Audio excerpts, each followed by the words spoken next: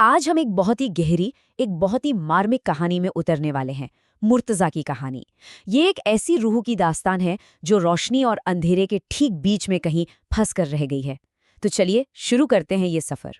सोचिए जरा, क्या होता है जब एक रूह इस कश्मकश में फंस जाए कि वो पहले क्या थी और अब क्या बन चुकी है। ये सवाल सिर्फ मुर्तज़ा का नहीं है, ये हम सबकी जिंदगी में कभी ना कभी उठता है, जब हम अपनी असलियत से, अपनी पहचान से दूर हो जाते हैं। पूरी कहानी असल में इसी एक सवाल के चारों ओर घूमती है।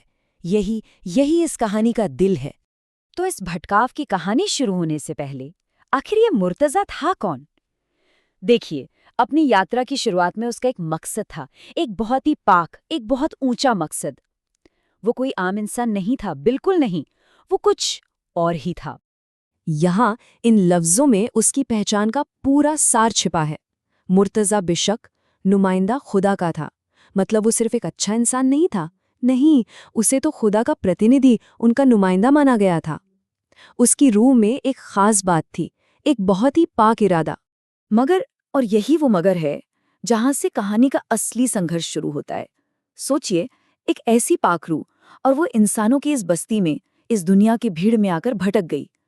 उसकी जो पाक फितरत थी और इंसानी दुनिया के जो तौर तरीके थे, उनके बीच एक जबरदस्त टकराव होता है, और वो उसी में उलझ कर रह जाता है। अच्छा, तो अब आगे बढ़ते हैं और देखते हैं कि ये भटकाव आखिर और गहरा कैसे होता गया। देखिए, मुर्तज़ा के इस सफ़र में जो गिरावट आई, उसकी वजह एक तलाश थी, एक खोज। कमाल की बात यह है कि उसकी खोज, वो तो बिल्कुल नेक थी, लेकिन उसका रास्ता, उसकी दिशा, वो बिल्कुल गलत थी। तो सवाल ये है कि उसकी खोज में बुनियादी गलती थी क्या? वो ढूंढ रहा था प्यार का पता, एक इतनी पाक चीज़। लेकिन वो पता पूछ किससे रहा था? काफिरों से, मतलब उन लोगों से जिन्हें शायद प्यार की असल मायने ही नहीं पता। और यही वो गलती थी।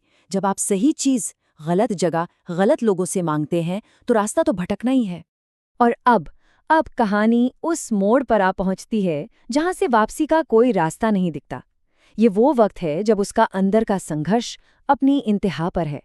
एक ऐसा पॉइंट जहां हिम्मत, सब्र, सब कुछ बस जवाब दे जाता है।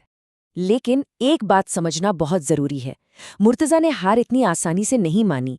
जाने कितनी ही बार गिरा था, हर बार गिर के संभाला था वो। उसकी लड़ाई बहुत लंबी थी, बहुत मुश्किल।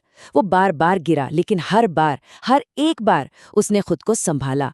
अपनी असलियत को बचाने की उसने बेशुमार कोशिशें की। और फिर वो एक पल आता है, इतनी कोशिशों के बाद, इतनी लड़ाइयों के बाद, अब जब आखिर में वो टूट ही गया। बस, ये एक सीधी सख्त हकीकत है, उसकी रूह अब और बोझ नहीं उठा सकी। ये उसकी लड़ाई का अंत था। और इस टूटने का नतीजा क्या निकला? तब शामिल हुआ वो काफिरों में। वो उसी दुनिया का, उन्हीं लोगों का हिस्सा बन गया जिनमें वो कभी खोया था। जिन काफिरों से वो जवाब ढूंढ रहा था, अब वो खुद उन्हीं में से एक था। उसका बदलना अब पूरा हो चुका था। पर रुकिए, कहानी अभी खत्म नहीं हुई है, बल्कि अब एक नया मोड़ आता है।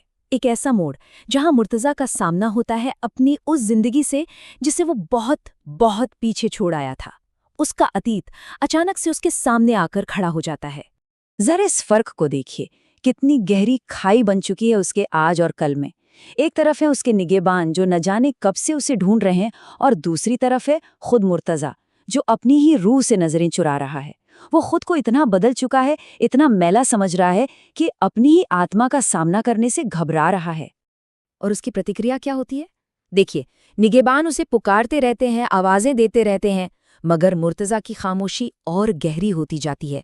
वो कोई जवाब नहीं देता, कोई बहस नहीं, बस खामोश। और उसके कदम वहीं के वहीं ठहर जाते हैं, जैसे वो जिस्म और रूह दोनों से जम गया हो। और यहीं, इसी जगह पर हम कहानी के सबसे गहरे, सबसे अनसुलझे हिस्से पर पहुंचते हैं। यहाँ मुर्तज़ा अब सिर्फ एक किरदार नहीं है, नहीं, वो खुद दो दुनियाओं के बीच में खड़ा एक जीता जागता सवाल बन गया है। एक सवाल जो अब उसकी पूरी हस्ती बन चुका है। क्या अब भी लौट सकता हूँ? क्या वापसी मुमकिन है?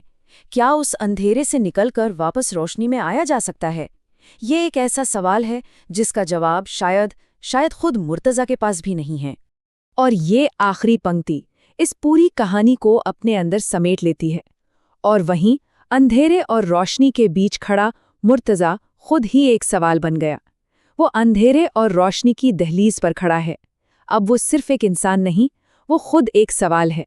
एक ऐसा सवाल जो वो शायद हम सबके लिए छोड़ गया है कि पहचान, भटकाव और वापसी, इनके असल मायने क्या हैं।